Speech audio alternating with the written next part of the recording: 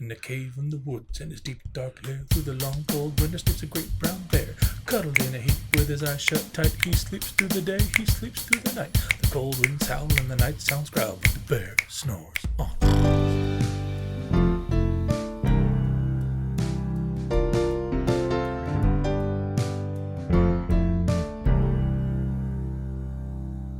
To have a telephone on your desk, you should only have on your desk what you're working on at that moment.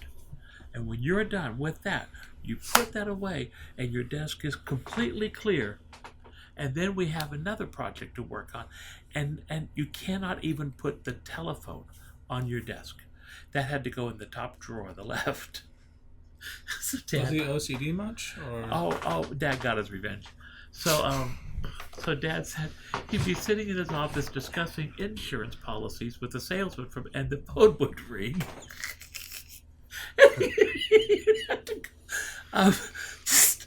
Excuse me, Batman's calling. Open the drawer to answer the phone. He said he felt so stupid. No, he got his revenge because that's when we moved to Michigan. Dad took a job at the home office. And now the fellow who was the efficiency expert is one of his colleagues. And they had a big meeting coming, and his colleague forgot some of his paperwork, and he was tied up. And he gave Dad his keys, told him where he lived, told him where he could find it, but could he please go pick up this packet? And Dad said he lived out in the country up in Michigan. It was an old farmhouse. He opened the door, and he said it looked like a tornado. This guy's house was such a mess. But he did find the packet. He thought, okay, now I know why he's so... Mm-hmm. At least there's going to be some order in my life. I understand that, actually. Okay, now how does this... Oh, just put it on your head and you should hear us all. So are we in? Are we recording? Oh, yeah, we're good. That was loud. Sorry. We've been recording? Yeah. Ooh. It was a good story, so I figured I'd catch it. Yeah, sure. Well, welcome back to the Himebook Family Podcast. As you can see, our esteemed guest, to my right, your left, Mr. Terrence Edward Himebook I, because there is a second, and I will never let him forget it. Last time he was here, we experienced some technical difficulties that was truly a test of my sanctification and attitude. So don't pray for patience. God will answer that request. So anyway, so we knew we wanted to have him back and work out some of those kinks. So here we are. I guess first up, I need to remind myself what all we talked about. I think we got you up through a certain point. I wanted to talk about your high school years, but I would actually be curious to know real quick, what's the very first joke you remember learning and telling? And you'll want to lean in a little bit. Yeah. I don't remember. Okay. But I do remember in junior high, I had a whole collection of joke books that went all the way back to the 1920s, a shelf full of them. And that was my research. And I remember in 8th grade, poor Mr. Hopkins, my history teacher, every day began with the Himebook joke of the day. And that was part of the history class. The Himebook. Okay. So, hey, you could have been a comedian in a different life. I actually for money. had a friend who asked me about that when he found out and I was graduating. He was another senior. And everybody's talking, what are you going to do? Where are you going to go? And I'm going to Covenant College. And he goes, you're going to college? Why? I thought you were going to be a comedian. You could have been. And I said, like to eat. I mean, That's fair. Considering the jokes that you tell, I think you found your audience, you know?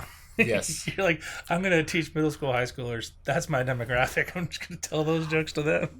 Okay, but you got a new trick this year. Every Monday, I don't go home after I teach from PDS. I go and have lunch with the 5th graders. Only I've already eaten my lunch. It is story time with Mr. Himebook. And I have charted out about 150 of my best stories and mapped out which weeks I tell which stories. And that has become a highlight of the week. Wait a second. I feel like there's competition now for this Himebook podcast thing. So you have mapped out your stories?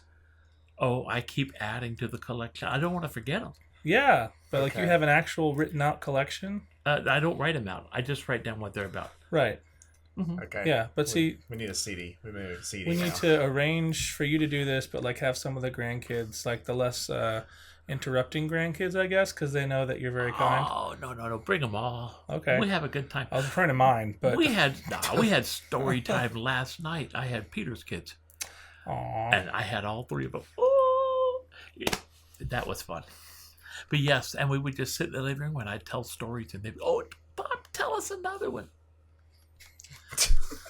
Well, it was fun to bump into Mom I didn't bump into her. I called her and said, will you come here? So there was no Yeah. bumping in.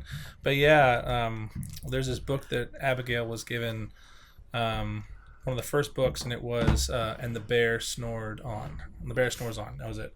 And it's got this rhythm to it, In the cave in the woods, in his deep dark lair, through the long cold winter sleeps a great brown bear. Cuddled in a heap with his eyes shut tight, he sleeps through the day, he sleeps through the night. The cold winds howl and the night sounds growl, but the bear snores on. So anyway, so it's a whole big thing, because like, if you can tap your leg to it, and they sense that rhythm, it's got that same kind of feel. And the most recent one, because now of course it's a series, has like all the slip covers of the different editions. So the other morning I was watching her and she was like, Dad, we have that one. Where's that one? I'm like, we don't have that one. Where is it? I'm like, it's at the bookstore. Why? Why is it the bookstore? We can go look for it. So then I was like, all right, I'm going to take you to one of my favorite places. Repeat after me. Okay, Daddy.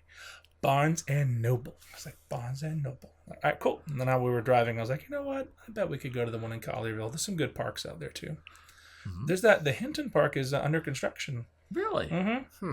I think it's massive. It is. Like, we pulled in, I was like, this is going to be amazing. I was like, oh, never mind. Okay. Look at all the fun toys you can drive. Yeah, that you can look at. That will be Edward's realm. Mm-hmm. I see you mastered it. I can see. Yeah, there you go. So if we lean in, it's going to sound more. Let's lean into our microphone so it sounds more professional. Yeah, you'll hear the. Will this mess with everything? Oh no, it's just now you'll have the bass. No, I'm Batman. See, I did not know until I went to college that I snore. I snore loud, and it got to be. It was the year I was at. Oh my goodness, what was the name of that house? No.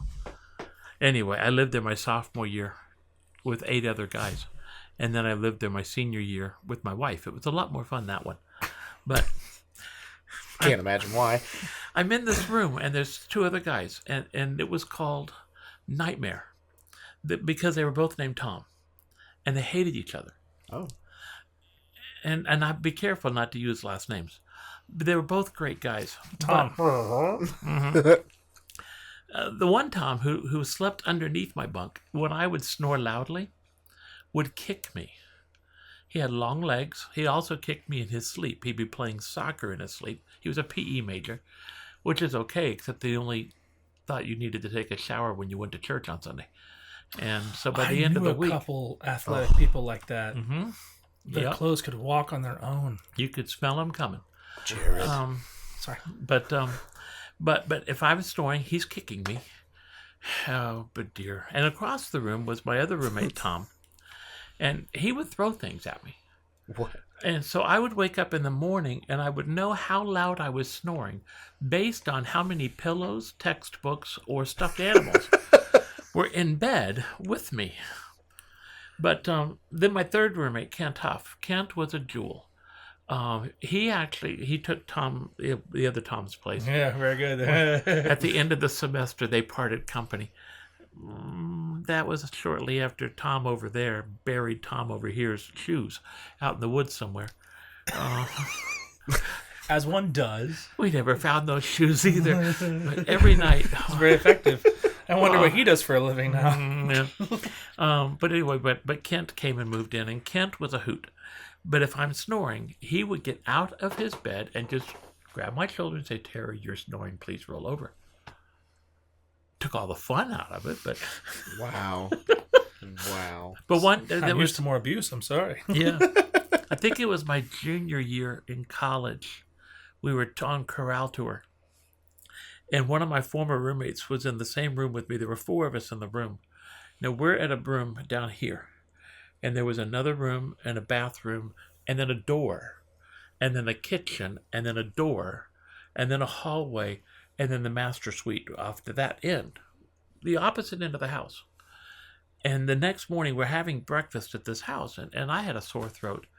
And Bill, my former roommate, one of my former roommates, comes in and goes, "Oh, Terry, I've heard you snore, but ain't nothing like what I heard last night. Oh, my goodness. It was just..." And the owner of the house comes walking in up that morning and goes, "Oh, that was you that woke me up?" I'm thinking, okay. So that bear's got nothing on me. That's funny. Now, in college, were you one of the people who was a prankster, or was that more Uncle John? I was a prankster in the kitchen. Okay. Oh, the bubbles. Buzz bombs. Oh, all kinds of fun stories. I used to hide in the yogurt refrigerator. The things are slow when they're serving food and you're the dishwasher. And so I would hide in the, and people would open the door and they'd reach in to get their yogurt and I'd grab their arm. Or if I could afford it, I would have one of my other workers stand out as a decoy and said, "Hey, you tell me what you want and we'll get it for you." Now, that's not really the way it's supposed to work, and that caught people by. So I'd be in the refrigerator, and he'll, "Oh, you want blackberry? Okay, that can be arranged." And I would find and he'd open the door, and I'd stick my hand out. Sentences I never thought I'd hear. "Oh, I used to hide in the yogurt fridge." Or that's funny. Oh, That's yes. Oh, we did have fun. So, buzz bombs. Let's hear it. That's how I learned to love Brussels sprouts. And I still love Brussels sprouts, but I don't throw them anymore. Probably for the best. We discovered... Although that would really take off with your grandkids. Oh, they would have... They would take it home with them. Yep. I will mull that over, actually. I will mull that over. It's a waste of a good Brussels sprout. At Covenant College, for some reason, they had planned once each semester we serve Brussels sprouts.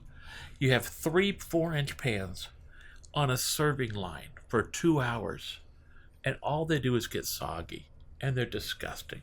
But if you take one of those Brussels sprouts and throw it, it'll slime an area, what is that, 18 inches, give or take, and just cover it with green. And we discovered this. And you have 3 pans of buzz bombs. And you had 3 workers in the kitchen. So we were kind and gracious. I went to the boss and I explained, "Here's the plan. Now, here's the way we're going to do this. Everybody will finish everything in the scullery except washing down the machines and those 3 pans of Brussels sprouts. And then we will clock out. So we're no longer on the clock." Okay. Then each of us gets a pan, and it's every man for himself. And when we're done, everything is covered with green. We're all covered with green. The walls, the ceiling, it's a scullery. You wash down the walls, you wash down the ceiling, you wash down yourselves, clean out the machine, stick the pans on top, and leave. And it was off the time, so boss didn't care. But you know he had to go home to his wife and say, "Well, that's the strangest conversation I've had with an employee." Yeah, he wasn't married. Oh, okay. So he's just talking to himself. There was a reason. No. Okay. Oh, All right. go on. When Ruth and I got married, we actually invited Rick to our wedding, and we still have the crystal goblets that he gave us as a wedding gift. Wow. And I made a point to go back. I didn't expect a wedding gift. And he's like, "You are the first employee I've ever had that invited me to your wedding." Aww. And he was... Oh dear, jerk is not strong enough. This is the kind of guy who... We had one of the ladies in the kitchen break a leg. And her husband was... wasn't on strike. The trucking business. He was a trucker. But it had been shut down. And he had no money coming in. She has to work. And so she's hobbling around the kitchen on crutches, and he would come up behind her, kick her broken leg, and say, "How's the leg doing?" And that was his idea of humor. I mean, in today's... And I wonder why he wasn't invited to anybody's No. wedding. No, he was a mess. When I got to my second semester of my senior year, I was actually working for the company that ran the kitchen, and he was my boss. And I was supposed to do my student teaching, and back then that was 10 weeks. And I went and I said, that's nice. "Look, I've got to have 10 weeks. I'll work nights, I'll work weekends, I'll do whatever it takes for 10 weeks. And he went, "No. You are hired here to do this job. You do this job, or you're fired." And I'm looking at him going, "Rick, I didn't come to Covenant College To be his culinary person. to work in the kitchen. Yeah. I came into Covenant College to earn my degree, and I want to go teach. I've got to have these 10 weeks. And he went, "You're fired." Wow. And he said, "Not only that, you're really not doing much. So I'm not even going to bother to replace you." That was my boss. Mm-hmm. Within 2 weeks, they had 2 full-time and 1 part-time person doing what I used to do. Yeah. That tends to follow you, doesn't it? Like that was Westminster. Yeah, that was 4 people that took my place there. Mm-hmm. 5, Wow. counting the church. And that was it's a lot of fun, but a lot of work. Yeah. So how'd you meet Mom? Oh, I was introduced to your mother by my brother. Okay. Ted? Mm-hmm. Okay. He knew her. So she was friends with No. Sam. Oh, He okay. knew her because he was Becky's brother. Oh, okay. And this goes back because Aunt Becky, she played in the strings program at Covenant. Oh, And so did Rhonda. Rhonda played violin, wow. except, if I remember right, Dr. Monroe kept putting her on viola parts because they didn't have a viola. And so she finally went and said, "Okay, if you're going to keep giving me these parts, show me how to play it." Yeah. Yeah. And they switched her to viola, and she still plays the viola. Wow. So when I went to Covenant, Becky used to go to the Champness house for Thanksgiving every year because Michigan was too far. Wow. And so she was already, known to the Champness family. And Becky's junior year, she brought Ted with her. And so they already knew Becky, they already knew Ted. And so when I came, my freshman year, I was looking for an accompanist for a recital, and my older brother. But also for your life. But come on. Well, that's the way it worked. That came after. Yeah. We've been playing together now since it was a recital in October of 1981. Wow. Wow. Yeah. But Ted knew her. He's like, "Oh, best piano player in the school." What I piece went, was it? "Okay." Do you remember? No. Because I'm thinking like, I know who played the piano. I was gonna say if you gave her the Himebook, that would. No. How are you still together? Yeah. Oh. That Okay. piano part's harder than the trombone part. Well, now that was another funny story. At the end of my freshman year, my older brother was a sophomore. My sister was graduating. And my grandfather, Grandpa Himebook, came down from Michigan for Becky's graduation. And so we had scheduled a recital. And my brother was singing. I was playing. I forget if we did anything else, but it was about an hour's worth of music. And Grandpa Himebook was hard of hearing. And he was right in the very front row. And whenever he talked, he would talk really loud because he couldn't hear himself. And it was like the second to the last piece. And I think Ted was the one closing out. And they were all clapping. And he leans over to my dad with that really loud whisper. And he goes, "I don't know why they're clapping for him. She's the one doing all the work."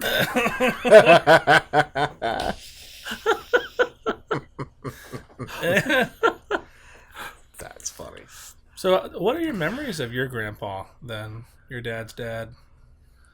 Well, when I knew Grandpa Himebook, he was retired. he was a very honest, hardworking man who spent most of his life as a very clean, moral living atheist. Now, I was encouraged shortly before he died. He had asked my sister Becky to pray with him. We'll find out. Yeah. But his career was spent at Ford Motor Company. Before that, he was the drummer, dance man, and lead singer in the band that played in the speakeasies of Detroit. This is my grandfather. Wow. With his two brothers. One played piano, one played saxophone. They were originally from Iowa, but they'd come up to Detroit and they had a band in the speakeasies. And yes, that is mafia, And that all was before my dad was born. But he ended up working with Ford Motor Company. And it was fascinating. I have not found one. One day I'm going to find one. Before plastics, before the Depression, you didn't have a car lot. When you had a car dealership, you may have 2 or 3 cars, and you would have scale models made out of wood. Nobody could afford to hold on to cars. Right. That actually happened by accident. I was reading about that years ago. When the Depression hit, Ford had a surplus of vehicles. Now there's no market. And so he began requiring dealerships, you have to buy these cars. And you put them on your lot because he couldn't take that hit. And that was where the car lots came from. And that was a result of the Depression. But before that, you had a wood shop, and the engineers would design the car and send the design to the wood shop, and they would build a 1/8 replica out of wood.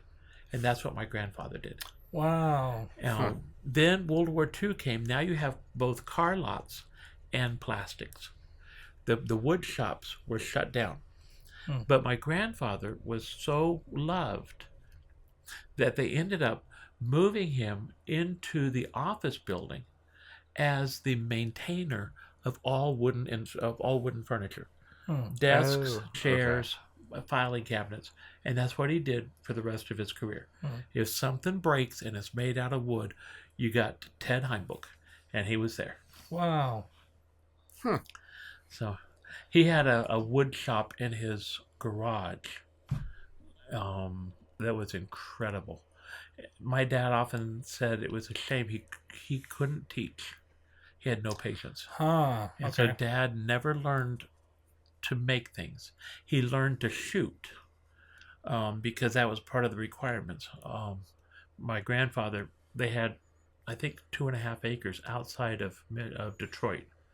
And they would feed the chickens at night behind the garage.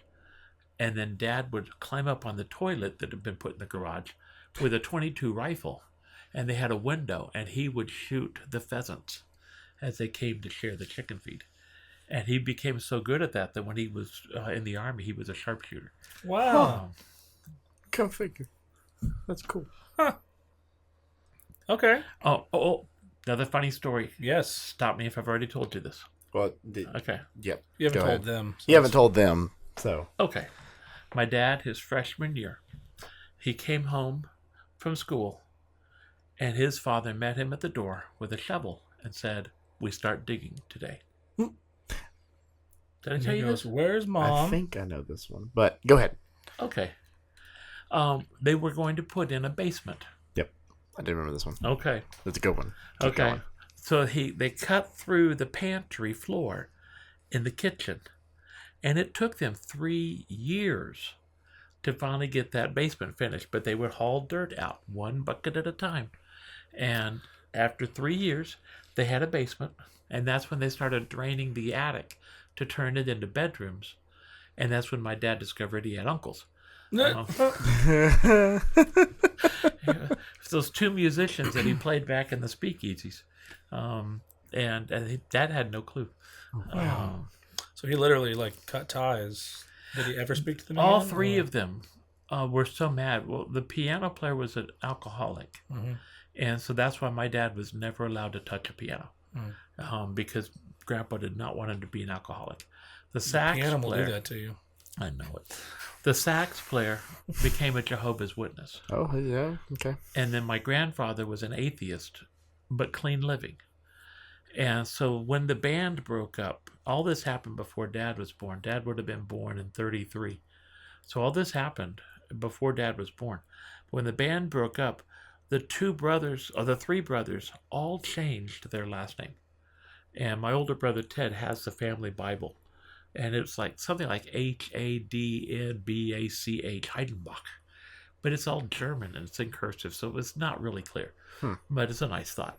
But they all three changed it to a different last name. So no one would know they were related to the other two jerks. Yeah. So occasionally we'll find the name Himebook, Brook, in a phone book. And occasionally we're toy with the idea of, wonder if that's one of the brothers. Yeah. Because What's your family story? Yeah. Is there a speakeasy somewhere in there? Yeah. Himebook itself, Grandpa Himebook was an only child, but he changed the name. Dad was an only child. And so it's only been my generation and the next generation in the phone books. At one point when I was a teacher, I was explaining this, and this was back when internet to me was even more foreign than it is now. And he came back the next day and he says, Mr. Himebook, there are only 3 Himebooks listed as a phone number in the entire world. And I went, yeah, that's right. John just moved to Atlanta and he hasn't got his phone hooked up yet. There will be 4. Wow. Okay, so care to explain padiddles? Oh, no, you want my wife for that one. Okay. You want to give us your version? It would be enough to say that I was shy. That goes against everything I know about you, but go on. Oh, no. Okay, I have no idea. I know what paradiddles are, but I don't know what a padiddle is. Mary Love's never told me this, so I don't. We'll have Mom on. She can give her side of the story. A padiddle is where a headlight is missing on a car. Padiddle and peduncle. Now I know what it is. Yeah. Yes. You did marry into this family. And you have an option. In theory, the game is played. Either you may kiss the person, whoever has the most padiddles gets to, or you get to hit them. I never liked hitting. But my wife does tell me that was the first time we kissed, and I was standing on the landing of the stairwell waiting for everyone to disappear because I was up one.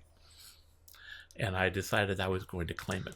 Well, and I think the precursor to this was you found out she'd been playing it with somebody else, right?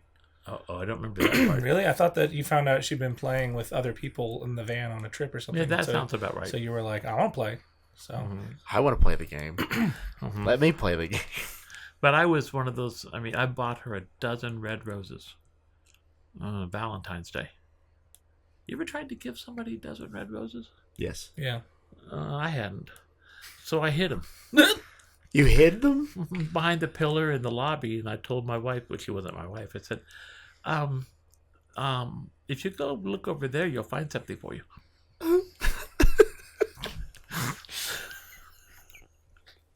Yeah. I feel better. Uh-huh. Yeah. I feel better. I feel better.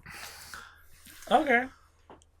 Because my luck would be I put them over there and then they're gone. Somebody else will take them. It's like, oh look, free flowers. Okay. Yeah. For me and Rachel, it was our first date at Hog and Hominy. There's a date. Yeah, man. It's a fancy place. It's fancy. I don't know if it's fancy, but it's fancy. It's definitely fancy. But it's like, anyway, Calvin Morris recommended it, and so I was like, oh, go try it. Which was really funny when it burned down and then like they had to rebuild it. But anyway, but I had been helping Peter move firewood the weekend before, and so I had a tarp in my trunk. And so there's various things in the trunk of my car, a blanket and a tarp and a hatchet, other random things. You never know. Yeah. Latex gloves, duct tape. Anyway, no, kidding. But This is not sponsored. no, a local church music director outs himself as. No, I'm kidding. But yeah, so we were walking out to the car, and Rachel's getting in the car, and she's like, "I'm really cold." And I was like, "Oh, I have a blanket in my trunk." And then I sort of paused, and I was so tired, and my mind was just, I'd been moving firewood all weekend. So the conversation went, "I'm so cold. Oh, I have a blanket in my trunk. I have a tarp in my trunk too, but for another reason." I'm like, in the deep recesses of my mind, it was to springboard into, I've been helping my brother move firewood. But then you realize what you've just said, and there's this awkward pause. And so I've just said to this girl on our first date, "I have a tarp in my trunk too, but for another reason." Pause. And Rachel looks at me and goes, "You have a harp in your trunk?" Hey, And I go, "Yes. that is a quick save. I have a large stringed instrument in my trunk my because trunk. I'd rather you think that of me." I am a musician, after all. That's hilarious. That's all right. We did ours backwards. I'd never been on a date. Okay. And it would have been in November 14, if I remember right, 1981. And at that point, I had decided to change majors. I'd been pre-law history. I love history. But it was conflicting with all my music. And I decided to switch majors. And so I wrote a letter home to my dad, and I said, "Look, I've decided I don't want to be a lawyer. And I'm going to change to music ed, but I'm not sure that's what I want to do either. So by the end of my sophomore year, if I haven't figured out what I'm going to do, I'm just going to drop out, get a job. I found the greatest girl. I'm going to marry her." Bye. And I did get a letter from my dad. That was the only letter I ever got from my dad going, "Son, about this dropping out Are thing. you sure? I If don't it think were that's a good idea. me and I were you, no." Isn't it funny, though, how the education is kind of branching out, how the education landscape has changed, though, because there was an entire generation or several that could only get work if they had degrees. And then it wasn't just enough to have a bachelor's, it was a master's degree. Now it's a doctorate. And now it's like the trade schools are sort of making a comeback. Yeah. Because all these people, again, you can read different intent or whatever into that landscape if you want to. But for me, it's just interesting how, like, my generation is sort of coming off of this high because we now see the inflation of the degree. In order to be even seen in an interview, you have to have a certain paper that says, "I can do things." And then in the meantime, it's like, we don't have enough plumbers and we don't have enough this or that. So like they're making bank. And so you're going to have this swing to the other direction of people going, actually, I'd rather know how to do these things over here that all those people with degrees don't know how to do. And then they'll pay me to do it. Yep. When I was between jobs in Huntsville, my degree got in the way. Really? A bachelor's, if I'd had an associate's degree, Yeah. I would have had several offers, but they always said, "You're overqualified, you won't stay." And so here I am trying to keep food on the table without a job. And nobody's willing to hire me because I'm overqualified. Right. And I'm like, just give me a chance. I can show you. I know how to work.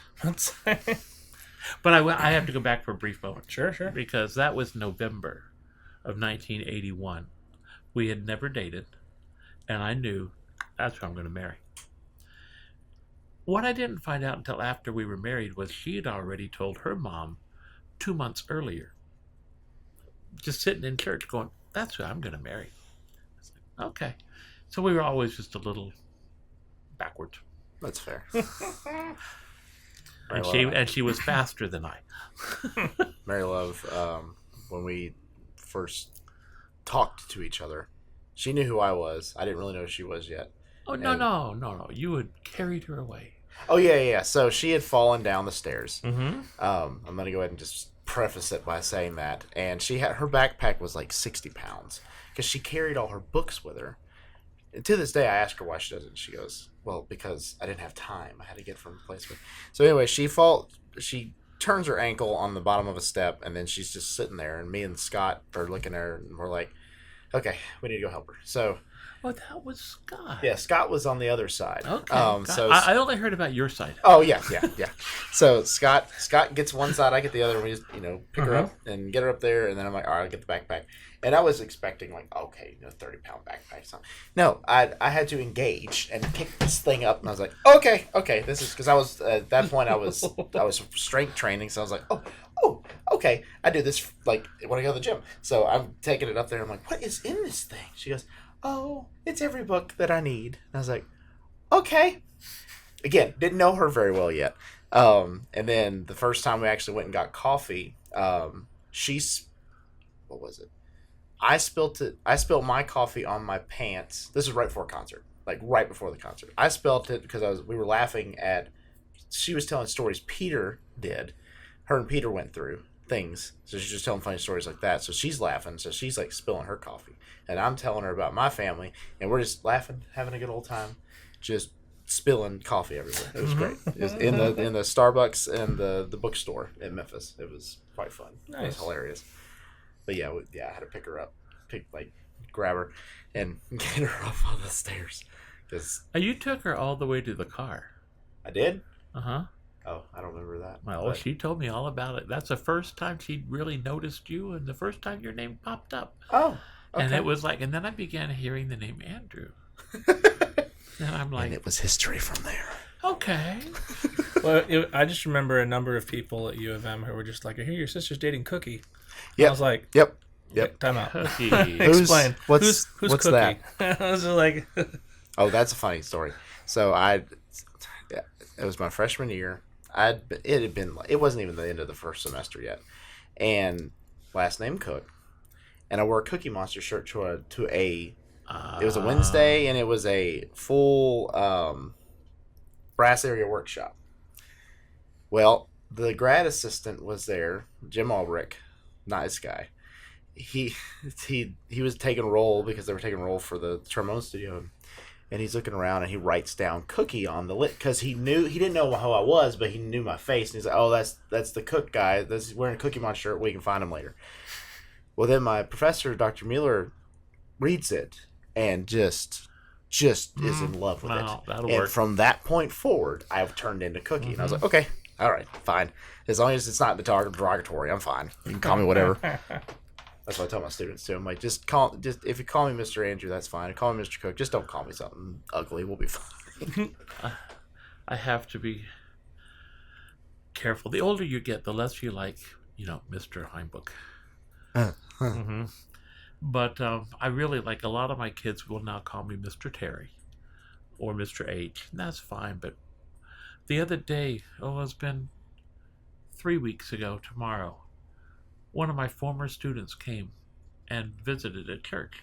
oh, wow. And it was his last opportunity for circumstances, and he and his wife, and he had been in my choir back at Westminster, and his wife played in my church orchestra back at Westminster, and he still calls me Mr. Himebook, and I think he's 54. I'm going, please, Matthew. Wait, he's 54? Yeah. How old are you? I'm 27. 62. Really?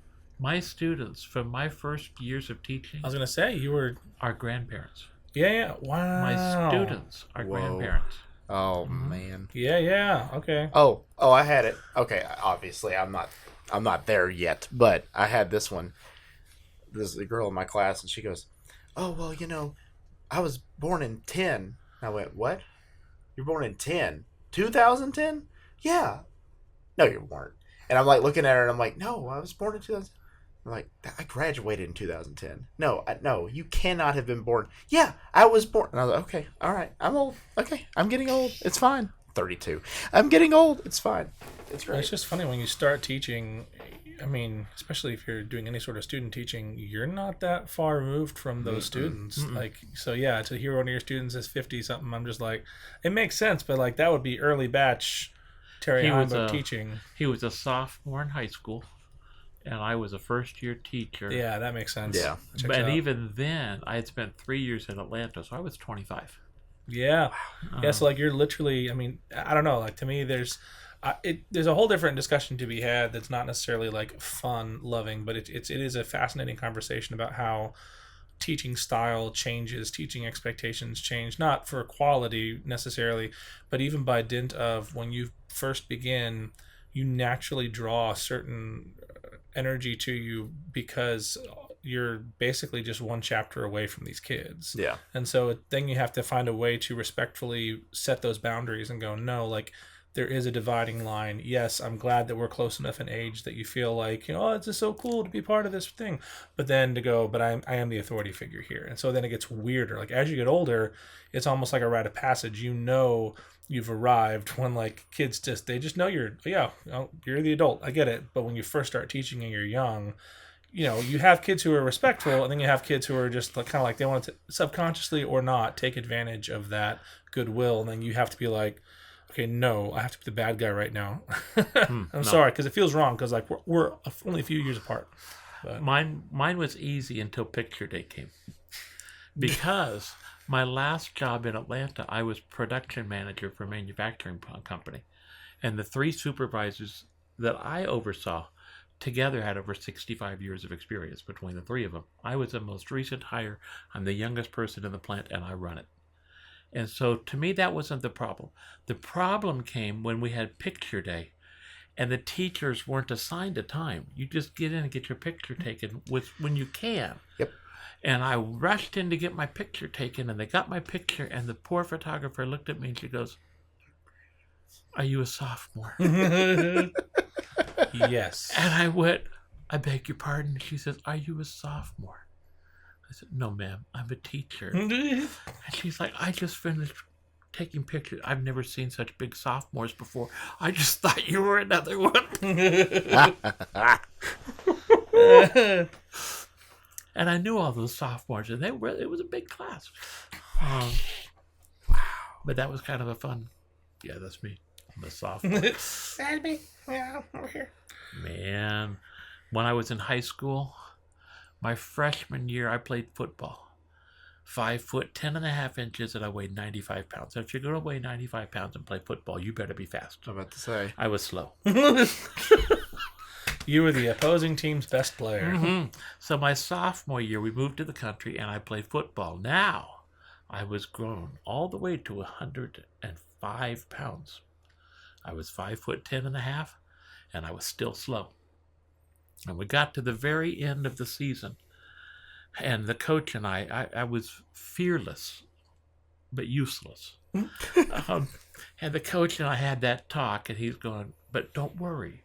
Next year you'll be a sophomore, and then you will grow some more." And I'm looking at him going, "Coach, I'm a sophomore now." And he goes, "No." So we moved to Michigan. Now I'm a junior. And I even told the coach, "I'm moving to Michigan. Will you please call ahead and let the coach up there know? Because I don't want him to start practice without me. Just because I'm no good at football doesn't mean I can't doesn't mean I can't try." And as it turned out, we noticed, because we played tennis. It was right near the house, and it was right next to the football team was practicing, and I hadn't been notified. And my hunch is that the coach did make contact. But the first day of school, I walk into school, St. Louis High School, Michigan, and I'm wearing my letter jacket.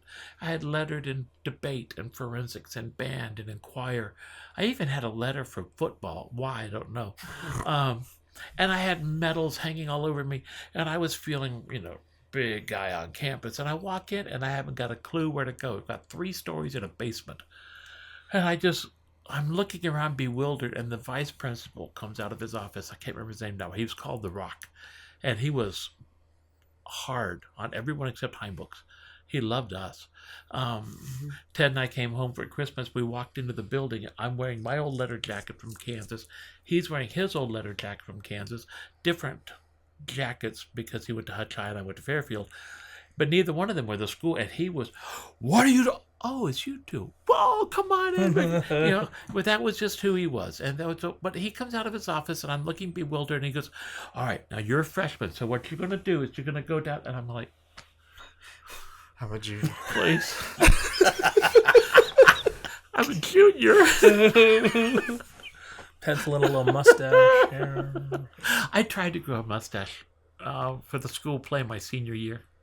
We had to paint it to see it. Mm-hmm. It doesn't work. Yeah, you really should grow your beard out one more time. No, it's too hot.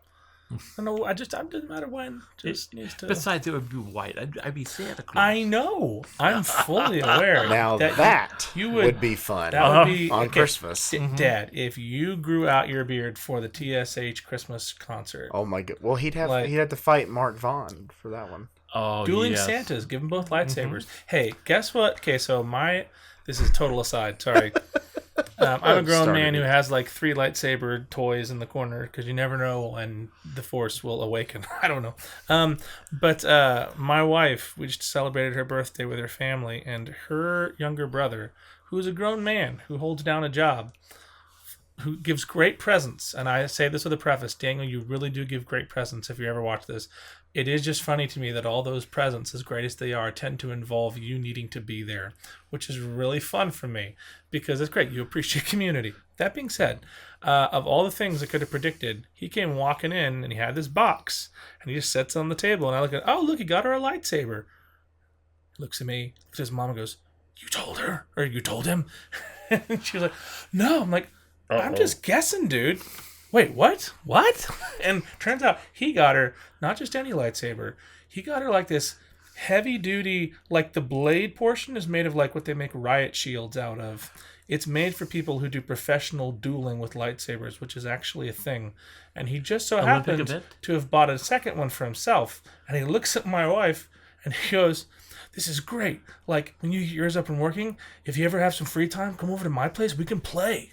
And I look at him and I'm just like, I'm looking at my wife, looking at her, and I was like, first of all, why wasn't I the guy? Secondly, now to be fair, and this is the rebuttal that is accurate, and that is the fact that like he and my wife when they were younger they memorized all the lightsaber fights and they would recreate them and stuff. They had a lot of time. They were homeschooled. But it was very impressive in that respect, but I was just sitting there like, don't be offended if it takes a while. Like I'm trying to imagine a world where it's just like, all right, darling, you need to watch our baby girl. I'm gonna go over to my brother's house and we're gonna play lightsaber, which actually might happen. I don't know. When my dad was 8, Grandpa Himebook gave him 2 pairs of boxing gloves. Hey, Aunt Betty was like 11 or 12, and so she was willing. And she broke his nose. Going back to you and Mark Vaughn, though, you could probably, this is totally aside, we're going to keep it, though, because this is just stuck in space and time. You could probably find a Star Wars arrangement that is Star Wars Christmas. It's probably somewhere. You could probably find something. Okay. Just saying. Just merge the two. There is yeah. What? It could probably be written. Oh, yeah. There we go. Wink, wink, nudge, nudge. Know what I mean? Say them all. I'll give you a year. A year? Okay. We've already got next year planned, but All right. a year. Give me a year. I'll work it in. Do But Sleigh Ride in Star Wars. That's fun. If you ever want to see a lightsaber, That's actually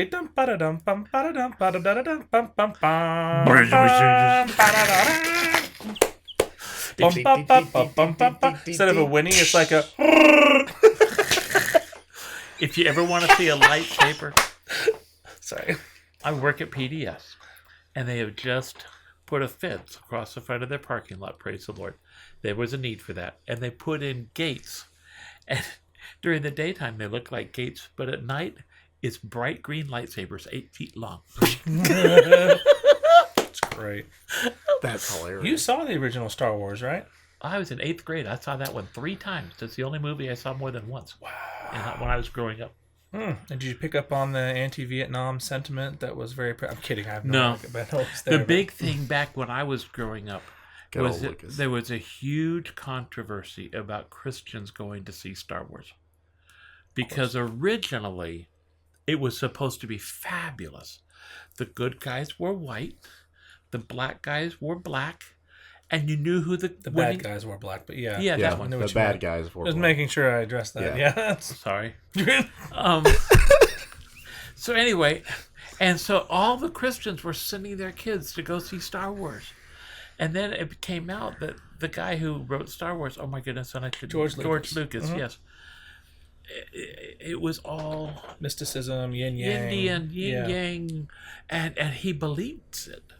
That and it's like God is everything and everything is God, and there's good and bad and good, and then Darth Vader had some element of redeeming value, and then all the parents freaked out. But yeah, it was still a fun story. It was never. It's funny because in comparison to some of the movies that the entertainment that's out there now, that's tame. It still has the good and bad guy quality to it. There's definitely been a watering down of the genre, or sorry, the brand, I guess, ever since Disney acquired it. But that's a different discussion.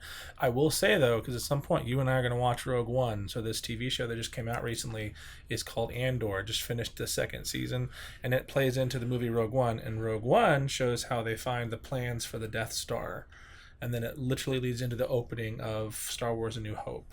There So we go. it's very fascinating. Anyway, No, the big movie when I was growing up, I was young enough. I didn't Dun, care. dun. Jaws. Ah, And I would have been like upper elementary. That's not. But my sisters were hitting high school, and everybody was seeing Jaws. It was a huge hit. And now you have all the people at church huddling, all the parents. Is this something we should allow our children to go see? You know? And so the decision was made. My dad was the elder. And he and the pastor together would go see Jaws. And they would bring back a report to all the parents of all the teenagers. Yes, this is okay. No, please don't do. They never made it through the movie. Yeah. They were gone. My dad said it was months before he could get into a bathtub without freaking out. This drain. What's gonna come? oh, the drain. Yep. Didn't it? Wasn't it like? I never saw it. Oh, well, the big community thing is that people were scared to go in the ocean after that. Mhm. Oh yeah, Like terrible. towns lost money Yeah. because of Jaws. Yeah. Yeah. Okay. We were Yeah. actually watching a It's my dad's travel favorite video. That's funny. I've never seen it. We were Does he go to the beach much? we were- Oh yeah. we were as much as we watching a can. travel video, New England coast.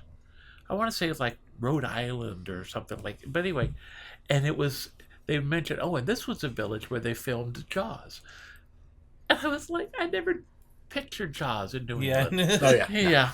No.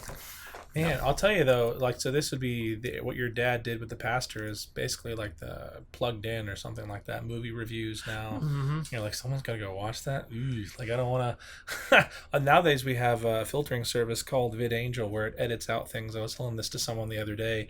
It has its pluses and minuses. The plus is, like, you can cut out language, you can cut out, like, bad attire or bad scenes, whatever it is, which is great, like, because it means you can appreciate it. Also, it gets really annoying if you have, like, a conversation where a character's wearing something they shouldn't be, because then you just get, like, and then like, you could basically get one half of the conversation. And I was like, it's kind of funny, because now, like, a lot of movies we'll watch, like, the suspense is really building for me, because we'll finish the scene and I'll go, it's like a mystery movie. I have no idea what's about to happen, but I think it's going to be a result of that conversation we didn't hear. Like, so you're watching this going, oh, I have no idea what's coming next. Anyway. I don't think that would work with when we do our movie days. With Terry and Peter, I don't think VidAngel would work No. for some of the stuff we watch. We had for a brief period of time, I think it was in Atlanta. Grandma and Grandpa's house. It was a video a language editor. VCR editor. Yeah, I remember. And Yeah. The And Dick I've- Van Dyke Show became the Clown Van Dyke Show.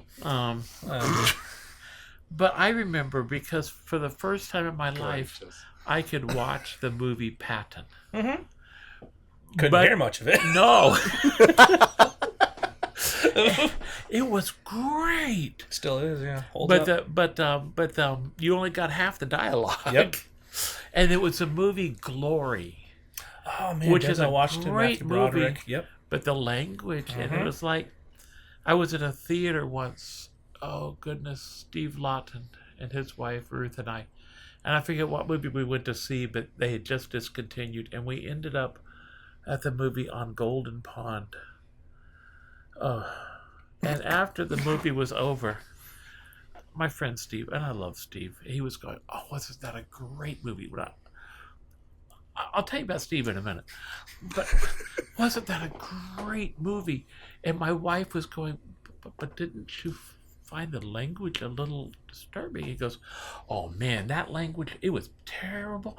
You know, my folks wouldn't have gone to see a movie like that just because of the language. And we're both going, We're going to go with your parents next time. And oh, no, that was, but no, Steve Lawton. Steve Lawton. He worked. shout out, Steve. He worked at Covenant College. He was director of alumni affairs. He'd been a music director, and then he went on from there to be a music director in Greenville, South Carolina for decades. Fabulous musician. So he drives a VW Rabbit. Now, have I told you my story about the VW Rabbit? No. I don't know this I'll story. let you tell it. I don't Okay, know that story. it's on my list. This is part of the rite of passage when you marry into the Himebook house. Dad gets so excited because no one is. It's a fresh face. They haven't heard all the They stories. haven't heard all of them. Go on, tell them about the rabbit, Dad. So Steve Lawton is driving his VW Rabbit down Lookout Mountain towards Chattanooga, and it had just rained. And so the roads are slick. He was near Rock City, and they have those metal barriers along the side, but there's a gap in between. And it was not a big gap, but just enough to where he came around a curve and slipped through the barrier, and he was airborne. Now, here's the part I don't understand. He said, Terry, as the valley opened up before me, it was the most exhilarating moment of my life. I'm thinking, exhilaration is not what would be going through my mind. So he is flying in his car. And then he starts coming down through the pine trees on the side of Lookout Mountain. And he gets stuck on a branch about 40 feet up. And his first thought is, if I rock the car, I bet I could... Oh, wait a minute. That's not a good plan. So he climbs out the window, climbs down the tree, hikes up to Scenic Highway, hitchhikes back to school, gets a new car. He says, one day down the road, somebody somewhere is going to clear cut Lookout Mountain, and they're going to discover rabbits do fly. That was Steve. Yeah. Wow. It's the most exhilarating moment. Exhilarating. You're just sitting there thinking, no, that's when you are tempted to use the words that your parents don't like in movies. That's you're just like, I was on a fire Help. truck. I was on a fire truck going down Lookout Mountain towards Fairland. Now, it's called Fairland, but it's spelled Fairland. okay, Fairyland. The y is silent for a It's reason. a silent Y. My sister found out because she was asking us, "Oh, do you go to Fairyland High School?" Fairyland. But no, Fairland has a Here's my reputation. wand. Fairland has a reputation because all the streets are like, Tom Thumb Alley or a Little Red Robin Hood Lane, or that's every street on Fairland. And in fact, that's where miniature golf started. Back in the 1920s or 30s, they wanted to put a golf course in Fairland, Georgia, which is near Lookout Mountain, Georgia, and there wasn't enough space. So they put in the Tom Thumb miniature golf course. And that was the predecessors to all miniature golf. And they had a fellow who lived in Fairland when I was in college, whose legal name was Robin Hood. And he got stopped for speeding in Chattanooga. And the policeman had to go back and verify the accuracy because he had stopped Robin Hood, who lived on Sherwood Forest Lane. And it was real. Okay. Now, you have to understand, too, my roommate in college, that would have been my sophomore year. The guy who kicked you? Or the... No, it was my third year. It was my junior year. Fred Hagen and I, we were on the fire department together. He was a lieutenant. I was a tailboard commander, and then we switched drivers because they kept getting married. And when they got married, they had to move out. But it was great. We lived at the fire station, and it was free, but you were on duty always. And we had a different guy up front. I think Ted was the officer on duty. He was captain. He outranked Fred. But Fred was from Ghana, Africa. Oh, yes. Okay, and he was the greatest guy in the world. But I noticed, you don't remember David Hoffman, Tiny. Tiny was delightful. He weighed about 350 pounds. Cookie, Tiny. Tiny. He played trombone. Yep. Okay. He's fun. The fun part was part of freshman orientation. You have to get everybody over this huge climbing wall. They got Tiny over the wall, but I'm not sure how. But Tiny... Okay, anyway. Tiny, when he got to select his crew, he was a captain. My brother was a captain. His first pick was Fred. And I'm looking at him afterwards, and I'm like, okay, David, I just got to ask. It's David Hoffman. I'm not questioning. I just want to know why Fred. And he goes, Terry, when you're on a fire call, everybody is stressed. I'm stressed. You're stressed. Everybody's stressed. Watch Fred. He never loses his cool. And I need that when I get to a fire. I need to have somebody that I know will not lose his cool. So I'm standing next to Fred on the fire truck. There's 4 of us holding on to this 1956 LaFrance fire truck that has questionable brakes and 450 gallons of water sloshing back and forth. Dave Broniker was at the wheel. Jane Allen was the officer. I'm on the back. There's 2 other guys and Fred and I. And we made the cutoff down towards Fairland. And you're going this way and this way and this way and this way. And then you dump out into Fairland at a T. And somewhere on the way down, the brakes disappeared.